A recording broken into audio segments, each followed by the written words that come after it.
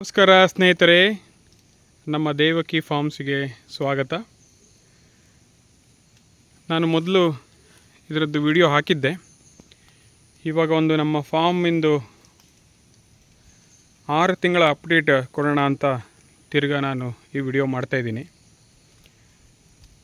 ಇದು ಡಿಸೆಂಬರ್ದಲ್ಲಿ ನಾನು ಶುರು ಮಾಡಿರುವಂಥ ಒಂದು 3/4 ಎಕರೆ ಫಾರ್ಮ್. ಇದು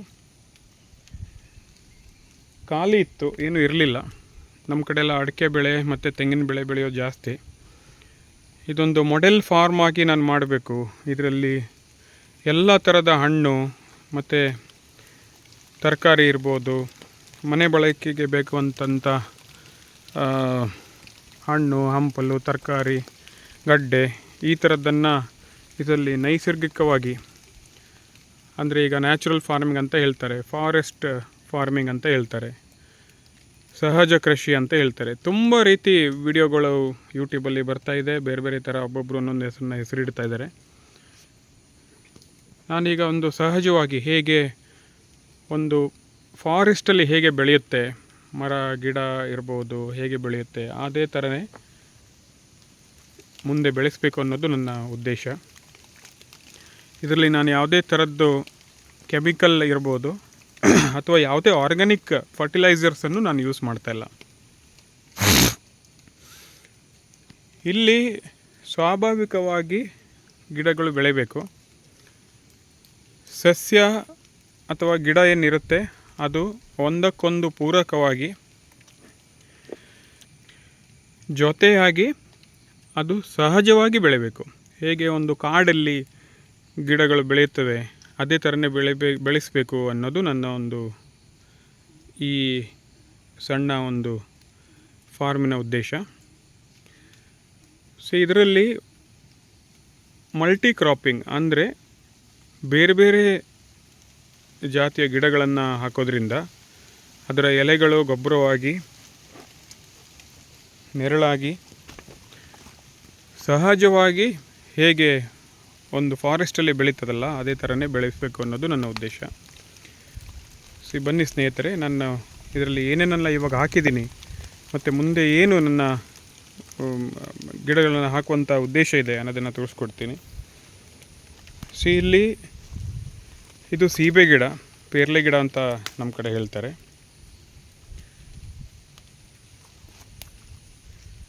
ನಾನು ಇದರಲ್ಲಿ ತುಂಬ ಕಾಯಿಗಳು ಬಿಟ್ಟಿತ್ತು, ಅದರದ್ದು ವಿಡಿಯೋ ಹಾಕಿದ್ದೆ. ಇವಾಗ ಇದನ್ನು ಪ್ರೋನಿಂಗ್ ಮಾಡಿದ್ದೀನಿ. ಪ್ರೋನಿಂಗ್ ಆದಮೇಲೆ ಇದು ಈ ಥರ ಬೆಳೆದಿದೆ.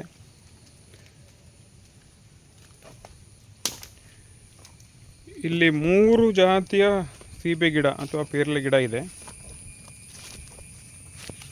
ಒಂದು VNR ವೈಟ್ ಅಂತ, ಸ್ವಲ್ಪ 300 ಗ್ರಾಮಿಂದ ಅರ್ಧ kg ಅಷ್ಟು ಬರುವಂಥ ಗಾತ್ರದ ಸೀಬೆಕಾಯಿ ಬರ್ತದೆ.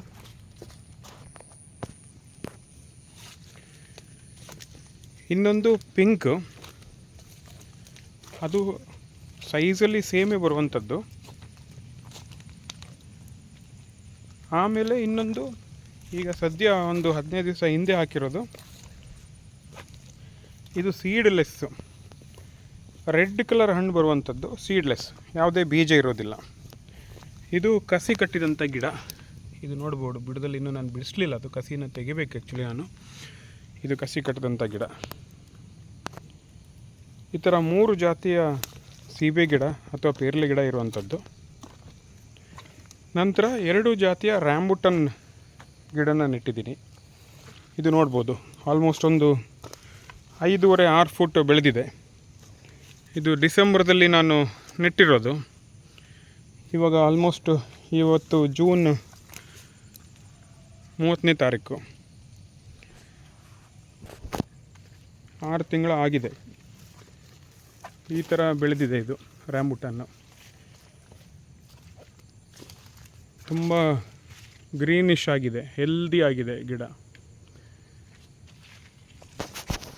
ಈ ಸೀಬೆ ಗಿಡ ಇರ್ಬೋದು ಅಥವಾ ರ್ಯಾಂಬುಟನ್ ಇರ್ಬೋದು ಅಥವಾ ಬೇರೆ ಗಿಡಗಳನ್ನು ನೆಡೋ ಟೈಮಲ್ಲಿ 3 ಫೂಟಿನ ಆಳದ ಒಂದು ಗುಂಡಿನ ತೆಗೆದು ಅದರಲ್ಲಿ ನಾನು ನಮ್ಮ ದೇಸಿ ಆಕಳು, ಅಂದರೆ ನಮ್ಮದು ಮಲೆನಾಡು ಗಿಡ್ಡ ಆಕಳಿದೆ, ನಮ್ಮ ಮನೆಯಲ್ಲೇ ಕೊಟ್ಟಿಗೆ ಇದೆ. ದೇಸಿ ಆಕಳ ಸಗಣಿನ ಇದಕ್ಕೆ ಸೇರಿಸಿದ್ದೀನಿ, ಗುಂಡಿಗೆ ಸೇರಿಸಿದ್ದೀನಿ. ಅದಕ್ಕೆ ಬೇವಿನ ಹಿಂಡಿನ ಸ್ವಲ್ಪ ಪ್ರಮಾಣದಲ್ಲೇ ಹಾಕಿದ್ದೀನಿ.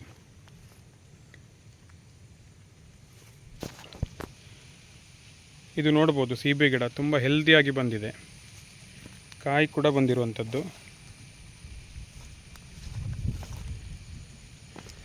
ಬೇವಿನ ಹಿಂಡಿ ಮತ್ತು ದೇಸಿ ಆಕಳ ಸಗಣಿನ ಬಿಟ್ಟರೆ ಬೇರೆ ಯಾವುದನ್ನು ನಾನು ಈ ಗಿಡಗಳಿಗೆ ಕೊಟ್ಟಿಲ್ಲ. ನೆಡೋ ಟೈಮಲ್ಲಿ ಕೊಟ್ಟಿದ್ದಷ್ಟೇ, ಅದರ ನಂತರ ಯಾವುದನ್ನು ಕೊಟ್ಟಿಲ್ಲ. ಈ ಸೀಬೆ ಗಿಡನ ಪ್ರೋನಿಂಗ್ ಮಾಡಿದ್ದೆ 1 ತಿಂಗಳ ಹಿಂದೆ, ತುಂಬ ಚೆನ್ನಾಗಿ ಚಿಗುರು ಬಂದಿದೆ ಇವಾಗ ನೋಡ್ಬೋದು. ಇದು ರ್ಯಾಂಬುಟನ್ ಗಿಡ, ಇದು ಅದೇ ಥರನೇ ನೆಡೋ ಟೈಮಲ್ಲಿ ಅದಕ್ಕೆ ಸಗಣಿ, ಶುದ್ಧ ನಮ್ಮ ಊರ ಹಸು ಅಂತ ಹೇಳ್ತಾರೆ ಅದರದ್ದು ಸಗಣಿ ಮತ್ತು ಬೇವಿನ ಪೌಡರ್ ಎರಡನ್ನು ಮಿಕ್ಸ್ ಮಾಡಿ 3x3 ಫೀಟಿನ ಗುಂಡಿ ಒಳಗಡೆಗೆ ಮಣ್ಣಿಗೆ ಅದನ್ನು ಸೇರಿಸಿ ಮೇಲಿಂದ ನೆಟ್ಟಿರುವಂಥ ಗಿಡ ಇದು. ಇದು ನೋಡ್ಬೋದು, ಪ್ರೋನಿಂಗ್ ಆದಮೇಲೆ ತುಂಬ ಚೆನ್ನಾಗಿ ಹೂವು ಬರ್ತಾ ಇದೆ, ಮೊಗ್ಗು ಬರ್ತಾ ಇದೆ, ಕಾಯು ಬಿಟ್ಟಿದೆ, ಗಿಡನೂ ತುಂಬ ಹೆಲ್ದಿಯಾಗಿ ಬಂದಿದೆ.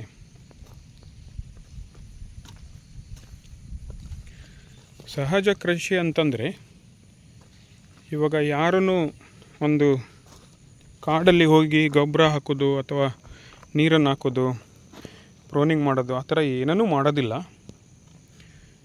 ಇದು ಕಮರ್ಷಿಯಲ್ ಆಗಿ ನಾನು ಬೆಳೆಯಬೇಕು ಅನ್ನೋ ಉದ್ದೇಶದಿಂದ ಸಹಜ ಕೃಷಿನೇ. ಆದರೆ ನನ್ನ ಕೈನಲ್ಲಿ ಎಷ್ಟು ಆಗ್ತದೆ ಅಷ್ಟು ನಾನು ಪ್ರೋನಿಂಗನ್ನು, ಅಂದರೆ ಅದು ತುಂಬ ದೊಡ್ಡದಾಗಿ ಆಗದೆ ಕಮರ್ಷಿಯಲಾಗಿ ಕ್ರಾಪ್ ಬರಲಿ ಅನ್ನೋ ಉದ್ದೇಶದಿಂದ ಪ್ರೋನಿಂಗನ್ನು ಮಾಡಿರೋದು. ಇದು ನೋಡ್ಬೋದು, ಕಾಯಿ ತುಂಬ ಹೆಲ್ದಿಯಾಗಿ ಬಂದಿದೆ. ಈ ಗಿಡದಲ್ಲಿ ತುಂಬ ಕಾಯಿ ಬಿಟ್ಟಿದೆ, ಮೊಗ್ಗಿದೆ, ಹೂವು ಇದೆ, ಇವತ್ತು ಬಿಟ್ಟಿಕ್ಕಂಥ ಹೂವಿದೆ, ನಿನ್ನೆ ಆಗಿದೆ ಅಂತ ಹೂವಿದೆ, ನಾಳೆ ಅಥವಾ ನಾಡಿದ್ದು ಬರುವಂಥ ಮೊಗ್ಗಿದೆ, ಕಾಯಿ ಆಗಿದೆ, ತುಂಬ ಹೆಲ್ದಿಯಾಗಿ ಆಗಿದೆ. ನೆಕ್ಸ್ಟು ನನ್ನದು ಉದ್ದೇಶ ಏನಂತಂದರೆ, ಇದರಲ್ಲಿ ನಾನು ಈ ನ್ಯಾಚುರಲ್ಲಾಗಿ ಬೆಳೆಯುವಂಥ ಗೊಬ್ಬರ ಗಿಡ ಅಂತ ಹೇಳ್ತೀವಿ, ಗ್ಲಿರಿಸಿಡಿ ಅಂತ ಹೇಳ್ತೀವಿ, ಆಮೇಲೆ ನುಗ್ಗೆ ಗಿಡ ಅಂತ ಹೇಳ್ತೀವಿ. ಈ ನುಗ್ಗೆ ಕಾಯಲಾಗುತ್ತಲ್ಲ ಆ ಥರ ನುಗ್ಗೆ ಗಿಡ, ಈ ಥರ ನ್ಯಾಚುರಲ್ಲಾಗಿ ನೈಟ್ರೋಜನ್ ಫಿಕ್ಸೇಷನ್ ಅಂತ ಮಾಡುವಂಥ ಗಿಡಗಳನ್ನು ಇಲ್ಲಿ ನಾನು ಹಾಕ್ತಾಯಿದ್ದೀನಿ. ಈಗ ಮಳೆಗಾಲ ಶುರುವಾಗಿದೆ, ನಾನು ನುಗ್ಗೆ ಮತ್ತು ಫ್ಲ್ಯಾಕ್ಸ್ ಸೀಡ್ಸನ್ನು ಇದರಲ್ಲಿ ನಾನು ಚೆಲ್ಲಿದ್ದೀನಿ. ಅದು ಇನ್ನೊಂದು 15 ದಿವಸನೋ ಅಥವಾ 1 ತಿಂಗಳಲ್ಲಿ ಸಸಿ ಆಗ್ಬೋದು ಬೀಜ. ಸೊ ಇದೊಂದು ನ್ಯಾಚುರಲ್ ಫಾರೆಸ್ಟ್ ಥರ. ಇದನ್ನು ನೆಟ್ಟಿಗಂಥ ಸೀಬೆ ಇರ್ಬೋದು, ಎಲ್ಲ ಹಣ್ಣಿನ ಗಿಡ ಇರ್ಬೋದು, ಅದರ ನೆರಳು ಆಗುತ್ತೆ ಮತ್ತು ಗೊಬ್ಬರನೂ ಆಗಬೇಕು. ಆ ಉದ್ದೇಶದಿಂದ ನಾನು ಇವಾಗ ನ್ಯಾಚುರಲ್ಲಾಗಿ ನೈಟ್ರೋಜನ್ ಫಿಕ್ಸೇಷನ್ ಮತ್ತು ಗೊಬ್ಬರ ಕೊಡುವಂಥ ಗಿಡಗಳನ್ನು ಬೀಜ ತಂದು ಎಲ್ಲ ಕಡೆ ಚೆಲ್ತಾ ಇದ್ದೀನಿ. 30 ಅಂತರದಲ್ಲಿ ಇದು ಮ್ಯಾಂಗೋಸ್ಟಿನನ್ನು ಹಾಕಿರೋದು. ಇದೊಂದು 3/4 ಎಕರೆ ಜಾಗ. ಇದರಲ್ಲಿ ಅರ್ಧ ಭಾಗ ಸೀಬೆ ಗಿಡ, ಮ್ಯಾಂಗೋಸ್ಟಿನ್, ಆಮೇಲೆ ಇವಾಗ ಶುಂಠಿನ ಹಾಕಿದ್ದೀನಿ, ಅರ್ಶಿನ ಹಾಕಿದ್ದೀನಿ. ಇದರ ಮಿಡ್ಲಲ್ಲಿ ನೋಡ್ಬೋದು. ಇದೊಂದು ವಿಶೇಷವಾದ ಬ್ಲ್ಯಾಕ್ ಕಲರ್, ಅಂದರೆ ಕಪ್ಪು ಬಣ್ಣದ ಅರಿಶಿನ, ಆಯುರ್ವೇದ ಔಷಧಿಗೆ ಬರುತ್ತೆ ಅಂತ ಹೇಳ್ತಾರೆ. ಅದರ ಸಲುವಾಗಿ ನಾನು ಇದನ್ನು ನಾಟಿ ಅರಿಶಿನ ತರಿಸಿ ಹಾಕಿದ್ದೀನಿ. ಇದು ಇನ್ನೊಂದು ಥರದ ಅರಿಶಿನ.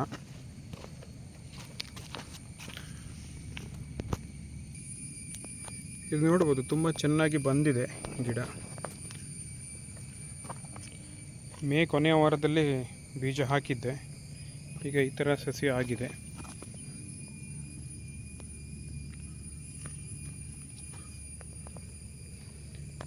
ಇದಕ್ಕೆ ಕಸ್ತೂರಿ ಅರಿಶಿನ ಅಂತ ಹೇಳ್ತಾರೆ.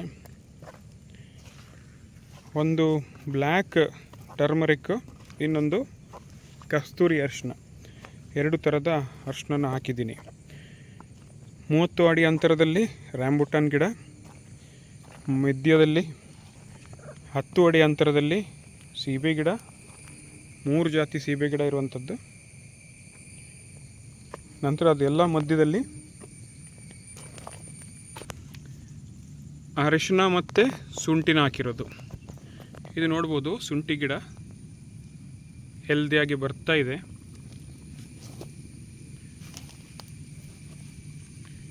ಶುಂಠಿನೂ ನಾಟಿ ಶುಂಠಿ ಅಂತ ಹೇಳ್ತೀವಿ. ಎಲ್ಲ ಕಡೆ ಶುಂಠಿ ಅಂತಂದರೆ ಕೆಮಿಕಲ್ ಹಾಕಿ ಬೆಳೆಸ್ತಾರೆ.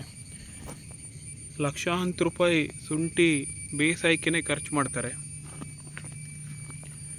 ನಾನಿಲ್ಲಿ ಶುಂಠಿ ಬೀಜನ ಸ್ವಲ್ಪ ಕಾಸ್ಟ್ಲಿ, ಎಷ್ಟೊಂದು 200 ರೂಪಾಯಿ ಕೆಜಿಗೆ ಕೊಟ್ಟರು. ಒಂದು 20 kg ಆಗುವಷ್ಟು ಶುಂಠಿ ಅರಿಶಿನ ಎಲ್ಲದನ್ನು ತೊಗೊಂಡು ಬಂದು ಇಲ್ಲಿ ಹಾಕಿದ್ದೀನಿ. ಇದು ನ್ಯಾಚುರಲ್ ಫಾರ್ಮಿಂಗಲ್ಲಿ ಮಾಡಿದಂಥ ಶುಂಠಿ ಮತ್ತು ಅರಿಶಿನದ ಬೀಜ. ಹಾಗಾಗಿ ನಾನು ಯಾವುದೇ ರೀತಿ ಕೆಮಿಕಲನ್ನು ಉಪಯೋಗಿಸ್ತಾ ಇಲ್ಲ. ಅದು ಕೂಡ ನ್ಯಾಚುರಲ್ ಆಗಿಯೇ ಬರಬೇಕು. ಮಲ್ಟಿ ಕ್ರಾಪಿಂಗ್ ಮಾಡಬೇಕು ಅನ್ನೋದು ನನ್ನ ಉದ್ದೇಶ. ಮಳೆ ಶುರುವಾಗೋಕ್ಕಿಂತ ಮುಂಚೆ ನಾನು ಇದರಲ್ಲಿ ತರಕಾರಿ ಗಿಡಗಳನ್ನು ಹಾಕಿದ್ದೆ. ತುಂಬ ಚೆನ್ನಾಗಿ ಬಂದಿತ್ತು. ಊರ ಸೌತೆ ಇರ್ಬೋದು, ಮೊಗೆ ಇರ್ಬೋದು, ಬೆಂಡೆ ಇರ್ಬೋದು, ತುಂಬ ಹಾಕಿದ್ದೆ. ಎಲ್ಲ ಕಾಯಿ ಬಂತು. ನಾವು ನಮ್ಮ ಪರಿಚಯದವರಿಗೆ, ಅಕ್ಕಪಕ್ಕ ಮನೆಯವರಿಗೆಲ್ಲ ಕೊಟ್ವಿ. ನಮ್ಮ ಮನೇಲಿ ಕೂಡ ಯೂಸ್ ಮಾಡಿದ್ವಿ ತರಕಾರಿನ. ಇವಾಗ ಒಂದು ಕಾನ್ಫಿಡೆನ್ಸ್ ಬಂತು. ಸೊ ಬೆಂಡೆ ಬೀಜನ ತೊಗೊಂಡು ಬಂದು ಚೆಲ್ಲಿದ್ದೀನಿ. ನಾನು ಈಗ ನೆಡ್ತಾ ಇಲ್ಲ, ಸಸಿ ಮಾಡಿ ನೆಡ್ತಾ ಇಲ್ಲ, ಜಸ್ಟ್ ಬೀಜನ ಚೆಲ್ತಾ ಇದ್ದೀನಿ ಭೂಮಿಗೆ. ಅದು ನ್ಯಾಚುರಲ್ ಆಗೇ ಬರಬೇಕು. ಯಾವುದೇ ರೀತಿ ಗೊಬ್ಬರ ಹಾಕೋದಿಲ್ಲ, ಯಾವುದೇ ಟಾನಿಕ್ ಕೊಡೋದಿಲ್ಲ. ಸಾವಯವ ಟಾನಿಕ್ ಇರ್ಬೋದು, ಏನೇನೋ ಟಾನಿಕ್ಗಳು ಬಂದಿದೆ. ಯಾವುದನ್ನು ಕೊಡದೆ ನ್ಯಾಚುರಲ್ ಆಗಿ ಮಾಡಬೇಕು ಅನ್ನೋದು ನನ್ನ ಉದ್ದೇಶ.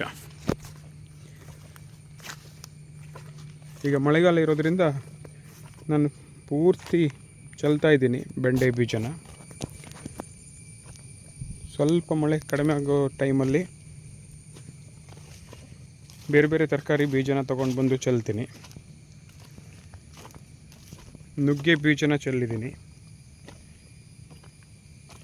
ಸೊ ನೋಡಬೇಕೀಗ ಮುಂದೆ ಹೇಗೆ ಆಗತ್ತೆ ಅಂತ.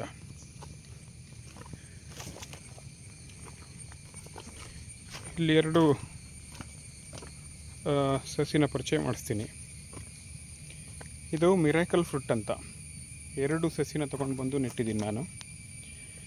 ಇದು ಮಿರಾಕಲ್ ಫ್ರೂಟ್ ಅಂತಂದರೆ, ನಾನಿಂದು ಗಿಡ ತೊಗೊಂಡು ಬರಬೇಕಾದ್ರೆ ನರ್ಸರಿನಲ್ಲಿ ಹಣ್ಣಾಗಿತ್ತು. ನಾನೊಂದು ಹಣ್ಣನ್ನು ಅವ್ರು ತಿನ್ಲಿಕ್ಕೆ ಕೊಟ್ಟರು. ಒಂದು ಮಿರಾಕಲ್ ಫ್ರೂಟ್ ಹಣ್ಣನ್ನು ತಿಂದೆ. ಇಮ್ಮಿಡಿಯೇಟ್ ಒಂದು ಲಿಂಬೆ ಹಣ್ಣನ್ನು ಕೊಟ್ಟರು. ಆ ಲಿಂಬೆ ಹಣ್ಣು ತುಂಬಾ ಹುಳಿ ಇತ್ತು. ಆದರೆ ಮಿರಾಕಲ್ ಫ್ರೂಟ್ ತಿಂದು ಒಂದು ಅರ್ಧ ಹೋಳು ಲಿಂಬೆ ಹಣ್ಣನ್ನು ತಿಂದಿರೋದ್ರಿಂದ ಸಕ್ಕರೆ ಪಾಕದಕ್ಕಿಂತನೂ ಹೆಚ್ಚಿಗೆ ಸ್ವೀಟ್ ಆಯಿತು ನನ್ನ ಬಾಯಿ. ತುಂಬ ಆಶ್ಚರ್ಯ ಆಯಿತು, ಇದೇನಿದು ಲಿಂಬೆ ಹಣ್ಣು ಇಷ್ಟೊಂದು ಸ್ವೀಟ್ ಇದೆಯಲ್ಲ ಅಂತ. ಅವ್ರು ನರ್ಸರಿನವರು ಹೇಳಿದರು, ಇದು ಅದಕ್ಕೋಸ್ಕರ ಮಿರಾಕಲ್ ಫ್ರೂಟ್ ಅಂತ ಹೇಳೋದು. ಒಂದು ಹಣ್ಣನ್ನು ತಿಂದು 3 ಗಂಟೆಗಳ ತನಕ ಯಾವುದೇ ಹುಳಿ ವಸ್ತು ತಿಂದ್ರೂ ನಮ್ಮ ಬಾಯಿಗೆ ಹುಳಿ ಅಂಶ ಬರೋದಿಲ್ಲ, ತುಂಬ ಸ್ವೀಟ್ ಆಗಿರುತ್ತೆ ಅಂತ. ತುಂಬಾ ಸ್ವೀಟ್ ಆಯಿತು ನನಗೆ ಲಿಂಬೆಹಣ್ಣು. ಆ ಥರ ಅದ್ಭುತವಾದ ಗಿಡ. ಇದನ್ನು ಹಾಕಿದ್ದೀನಿ, ನೋಡಬೇಕು ಮುಂದಿನ ವರ್ಷ ಇದರಲ್ಲಿ ಫಲ ಬರ್ಬೋದು. ಎಲ್ಲದೂ ತುಂಬ ಚೆನ್ನಾಗಿ ಬಂದಿದೆ. ನ್ಯಾಚುರಲ್ ಆಗಿಯೇ ಮಾಡಿದ್ರೂ ತುಂಬ ಚೆನ್ನಾಗಿ ಬಂದಿದೆ. ಸೀಬೆ ಗಿಡ ಏನೇನೋ ಟಾನಿಕ್ಕು ಅದು ಇದು ಅಂತ ತುಂಬ ರೀತಿಯ ಗೊಬ್ಬರಗಳನ್ನು ಹಾಕ್ತಾರೆ ಎಲ್ಲರೂ. ನಾನು ನೋಡಿ ಏನು ಹಾಕ್ದೇನೆ ನ್ಯಾಚುರಲ್ ಆಗಿಯೇ ಇಂಥ ಹೆಲ್ತಿ ಗಿಡನ ಬೆಳೆಸಿದ್ದೀನಿ. ಕಾಯಿ ಕೂಡ ತುಂಬ ಹೆಲ್ದಿಯಾಗಿ ಬಂದಿದೆ, ಏನು ಸಮಸ್ಯೆ ಇಲ್ಲ. ಗಿಡನೂ ತುಂಬ ಹೆಲ್ದಿಯಾಗಿದೆ. ರ್ಯಾಂಬುಟಾನ್ ಗಿಡನೂ ಎಲ್ಲದೂ ಆಲ್ಮೋಸ್ಟ್ 4 ರಿಂದ 5 ಅಡಿ ಹೈಟಿಗೆ ಬಂದಿದೆ, ಏನೂ ಸಮಸ್ಯೆ ಇಲ್ಲ, ತುಂಬ ಹೆಲ್ದಿಯಾಗಿದೆ. ಇದೊಂದು ಅರ್ಧ ಭಾಗದಲ್ಲಿ ಸೀಬೆ, ರ್ಯಾಂಬುಟಾನ್, ಶುಂಠಿ, ಅರಿಶಿನ, ಆಮೇಲೆ ಬೇರೆ ಬೇರೆ ಜಾತಿಯ ಮಿರಾಕಲ್ ಫ್ರೂಟ್ ಇರ್ಬೋದು. ಆಮೇಲೆ ಇದೊಂದು ಜಂಬು ನೇರಳೆ. ನೇರಳೆ ಅಂತಂದರೆ ನೇರಳೆ ಬಣ್ಣ ಅಂತಲೇ ಹೇಳ್ತಾರೆ, ಆದರೆ ಇದು ಅಚ್ಚ ಬಿಳುಪಿಂದ ಕೂಡಿದಂಥದ್ದು, ವೈಟ್ ಕಲರ್ ನೇರಳೆ. ತುಂಬ ಸ್ವೀಟ್ ಇರುತ್ತೆ. ಹಣ್ಣು ಕಲರ್ ಬಂದು ಬಿಳಿ ಬಣ್ಣದಿಂದ ತುಂಬಿರುವಂಥದ್ದು.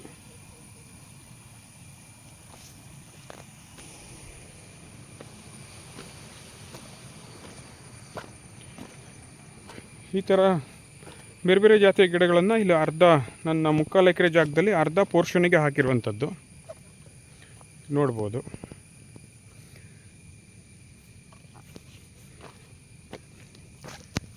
ಈ ಥರ ಅರಿಶಿನ ತುಂಬ ಚೆನ್ನಾಗಿ ಕಾಣ್ತಾ ಇದೆ.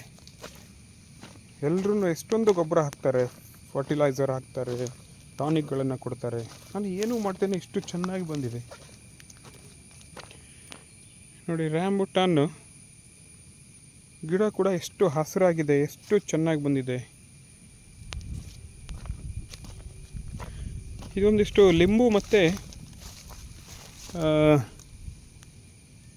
ಇದು ಮೂಸಂಬಿ ಗಿಡ.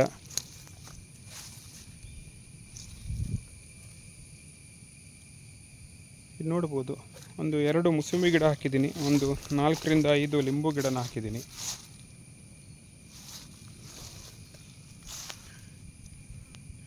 ಎಷ್ಟು ವರ್ಷಕ್ಕೆ ಬರುತ್ತೆ ಅಂತ ಗೊತ್ತಿಲ್ಲ, ನೋಡಬೇಕು. ಗಿಡ ಚೆನ್ನಾಗೇ ಬಂದಿದೆ, ಚಿಗುರು ಬರ್ತಾ ಇದೆ.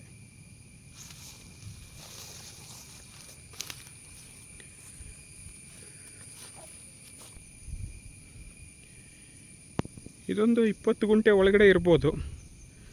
20 ಗುಂಟೆ ಒಳಗಡೆ ಜಾಗದಲ್ಲಿ ಈ ಥರ ಮಲ್ಟಿ ಫಾರ್ಮಿಂಗ್ ಅಂದರೆ ಬೇರೆ ಬೇರೆ ಜಾತಿ ಗಿಡಗಳನ್ನು ಹಾಕಿರೋದು. ಮೊದಲ ವಿಡಿಯೋದಲ್ಲಿ ತೋರಿಸಿದ್ದೆ, ನಾನು ಸುತ್ತಲೂ ನಾನೇ ಐಬೆಕ್ಸ್ ಫೆನ್ಸಿಂಗನ್ನು ಮಾಡಿದ್ದೀನಿ. ಇದು ಸೋಲಾರ್ ಆಪ್ರೇಟೆಡ್, ಇಲ್ಲಿ ಯಾವುದೇ ಕರೆಂಟ್ ಕನೆಕ್ಷನ್ ಇಲ್ಲ, ಸೋಲಾರ್ ಪೆನಲ್ಲಿಂದ ಇದನ್ನು ಕನೆಕ್ಟ್ ಮಾಡಿರೋದು. ಇದು ನೋಡ್ಬೋದು, ತುಂಬ ಲೋ ಬಜೆಟಲ್ಲಿ ದಿನಗೂಲಿ ಕೆಲಸದವ್ರನ್ನ ತಗೊಂಡು ನಾನೇ ಮಾಡಿರೋದು. ಆಮೇಲೆ ಇದು ಮೇಲ್ಗಡೆ ಪೋರ್ಷನ್ಗೆ ಹೋಗೋಣ. ಇಲ್ಲಿ ನಾನು ಡ್ರ್ಯಾಗನ್ ಫ್ರೂಟನ್ನು ಹಾಕಬೇಕು ಅನ್ನೋ ಉದ್ದೇಶದಿಂದ ಈ ಥರ ಕಂಬಗಳನ್ನು ತರಿಸಿದ್ದೆ.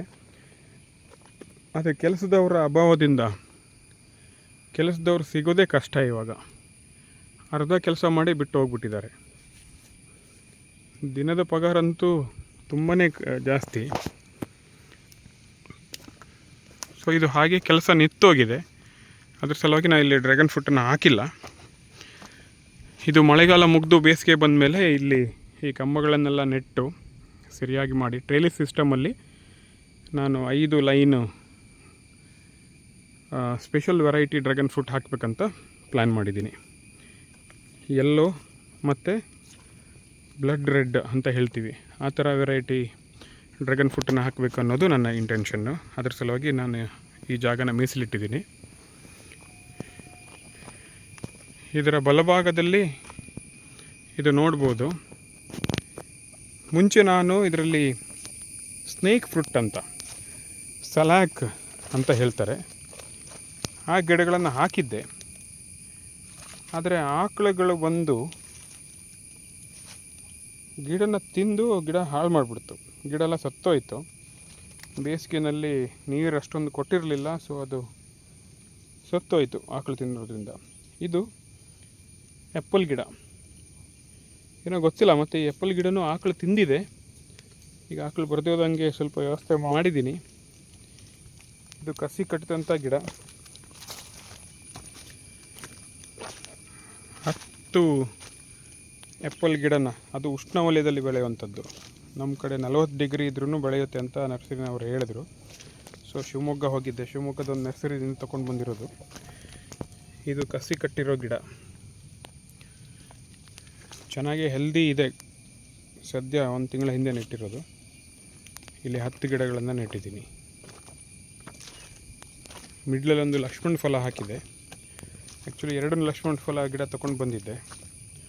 ಒಂದು ಗಿಡ ಸತ್ತೋಯಿತು, ಇನ್ನೊಂದು ಈ ಥರ ಸ್ವಲ್ಪ ಡ್ಯಾಮೇಜ್ ಕಾಣ್ತಾ ಇದೆ. ಇದು ಗೊತ್ತಿಲ್ಲ ಏನಾಗುತ್ತೆ ಅಂತ. ಚೆನ್ನಾಗಿ ಬರ್ಬೋದೇನೋ. ಆ ಕಡೆ 5 ಆ್ಯಪಲ್ಲು, ಈ ಕಡೆ 5 ಆ್ಯಪಲ್ಲು, ಮಿಡ್ಲಲ್ಲಿ ಒಂದು ಲಕ್ಷ್ಮಣ ಫಲನ ನೆಟ್ಟಿದ್ದೀನಿ. ಚೆನ್ನಾಗಿದೆ, ಆ್ಯಪಲ್ ಗಿಡ ಹೆಲ್ದಿಯಾಗಿದೆ, ಚೆನ್ನಾಗಿದೆ. ನೋಡಬೇಕು, ಬಿಸಿಲನ್ನ ಬರುವಂಥ ಗಿಡ ಅಂತ ಹೇಳಿದರು. ಸೊ ಇದನ್ನು ತೊಗೊಂಡು ಬಂದು ಹಾಕಿದ್ದೀನಿ. ನೆಟ್ಟು 1 ತಿಂಗಳಾಗಿದೆ. ಗಿಡ ಚೆನ್ನಾಗೇ ಇದೆ, ಹೆಲ್ದಿಯಾಗೇ ಇದೆ, ಚೆನ್ನಾಗಿ ಬರುತ್ತೆ ಅಂತ ನಂಬಿಕೆ ಇದೆ.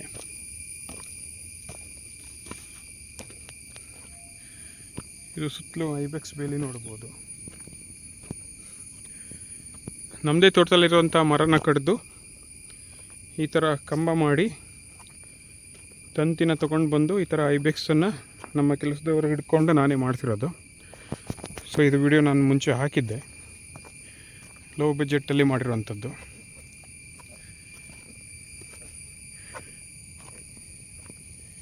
ಯಾವುದು ಪ್ರಾಣಿ ಬರಬಾರ್ದು ಅಂತ ಈ ಥರ ಹಾಕಿರೋದು.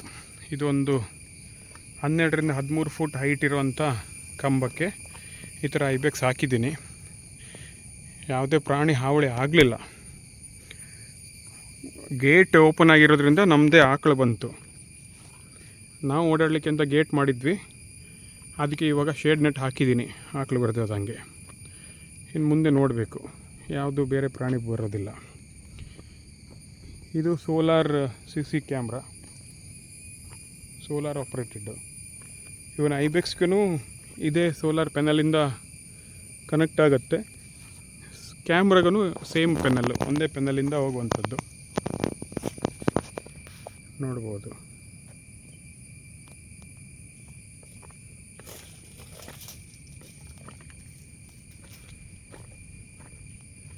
ಈ 24 ತಾಸು ನಮ್ಮ ತೋಟನ ನೋಡ್ತಾ ಇರುತ್ತೆ ಇದು ಸೋಲಾರ್ CCTV.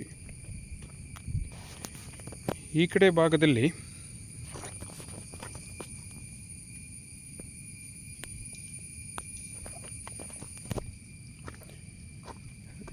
ಮ್ಯಾಂಗೋಸ್ಟಿನನ್ನು ಹಾಕಿದ್ದೀನಿ.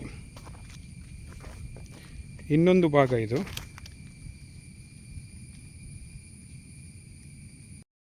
ಈ ಕಡೆ ಭಾಗದಲ್ಲಿ ಇದು 2 ಗೇರು ಸಸಿಗಳನ್ನು ತಂದಿದ್ದೆ. ಇದು ಗಮ್ಲೆಸ್ ಕ್ಯಾಶ್ಯೂ ಅಂತ, ಮಲೇಷ್ಯಾದ್ದು ಅಂತ ಹೇಳಿಕೊಟ್ರು. ಅಂದರೆ ಇದನ್ನ ಬೀಜದಲ್ಲಿ ಯಾವುದೇ ರೀತಿ ಗಮ್ಮಿಲ್ಲ. ಕ್ಯಾಶ್ಯೂ ಅಂತಂದರೆ ಅದೇನಾದರೂ ಹಸಿದು ನಾವು ಕೈನಲ್ಲಿ ಸುಲಿದ್ರೆ ಅಥವಾ ತಿಂದರೆ ಬಾಯಿ ಸುಟ್ಟೋಗುತ್ತೆ, ಕೈನಲ್ಲಿ ಸುಲಿದ್ರೆ ಕೈ ಸುಟ್ಟೋಗುತ್ತೆ, ಅಷ್ಟು ಆಯಿಲ್ ಇರುತ್ತೆ ಅದರಲ್ಲಿ. ಇದು ಮ್ಯಾಂಗೋಸ್ಟೀನ್. ಈ ಕಡೆ ಸೈಡಲ್ಲಿ ನಾನು ಮ್ಯಾಂಗೋಸ್ಟೀನ್ ಗಿಡಗಳನ್ನು ಹಾಕಿದ್ದೀನಿ. 6 ತಿಂಗಳ ಗಿಡ ನೋಡ್ಬೋದು, ಹೆಲ್ದಿಯಾಗಿದೆ, ಚಿಗುರು ಬಂದಿದೆ ಈ ಥರ.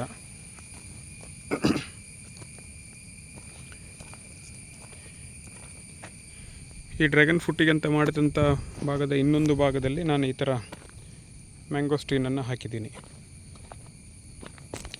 ಬೇಸಿಗೆನಲ್ಲಿ ಇದಕ್ಕೆ ಶೇಡ್ ನೆಟ್ಟನ್ನು ಹಾಕಿದ್ದೆ. ಈಗ ಮಳೆಗಾಲ ಆಗಿರೋದ್ರಿಂದ ಶೇಡ್ ನೆಟ್ ತೆಗೆದಿದ್ದೀನಿ. ಚೆನ್ನಾಗೇ ಬಂದಿದೆ, ಗ್ರೀನಿಶ್ ಆಗಿದೆ, ಹೆಲ್ದಿಯಾಗಿದೆ. ಬೇಸಿಗೆಗೆ ಮತ್ತೆ ಇದಕ್ಕೆ ಗ್ರೀನ್ ನೆಟ್ಟನ್ನು ಅದಕ್ಕೆ ಮಾಡಬೇಕು.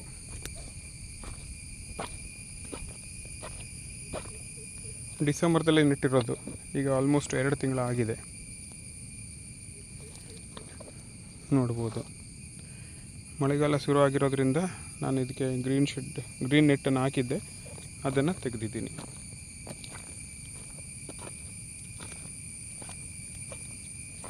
ಇದು ಕುಂಬಳ ಗಿಡ, ಬೇಸಿಗೆನಲ್ಲಿ ಹಾಕಿದ್ದೆ, ತುಂಬ ಕುಂಬಳಕಾಯಿ ಬಂದಿತ್ತು. ಇದು ಒಂದು ಬೇರೆ ಇನ್ನೊಂದ್ಸಲ ಚಿಗುರಿದೆ, ಹೂವು ಬರ್ತಾ ಇದೆ. ನೋಡಬೇಕು, ಇನ್ನೊಂದು ಸಲ ಕುಂಬಳಕಾಯಿ ಆಗುತ್ತೆ ಅಂತ ಅನಿಸುತ್ತೆ. ತುಂಬ ಹೂವು ಬಂದಿದೆ. ಇದು ನ್ಯಾಚುರಲ್ ಆಗಿ ಬಂದಿರೋದು, ಯಾವುದೇ ರೀತಿ ಗೊಬ್ಬರ ಹಾಕಲಿಲ್ಲ, ಓನ್ಲಿ ಬೀಜಗಳನ್ನು ಚೆಲ್ಲಿದ್ದೇ ಬಿಟ್ಟರೆ ಬೇರೆ ಏನನ್ನೂ ಮಾಡಿರಲಿಲ್ಲ. ಮ್ಯಾಂಗೋಸ್ಟೀನ್ ಇದೊಂದು 5 ಅಬಿಯು ಅನ್ನೋಂಥ ಒಂದು ಹಣ್ಣಿನ ಗಿಡನ ಹಾಕಿದ್ದೀನಿ. ಇದನ್ನಿಟ್ಟು 1 ತಿಂಗಳಾಯಿತು. ಮ್ಯಾಂಗೋಸ್ಟೀನ್ ಮಿಡ್ಲಲ್ಲಿ ಹಾಕಿರೋದು ಇದು.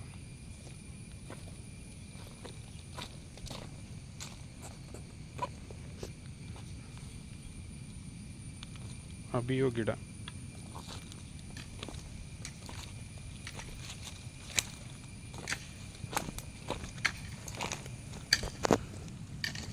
ಇದೊಂದು ರೇನ್ ಫಾರೆಸ್ಟ್ ಪಲ್ಮ್ ಅಂತ ಪ್ಲಮ್ ಗಿಡ. ಇದು ನೆಟ್ಟಿ 1 ತಿಂಗಳಾಯಿತು.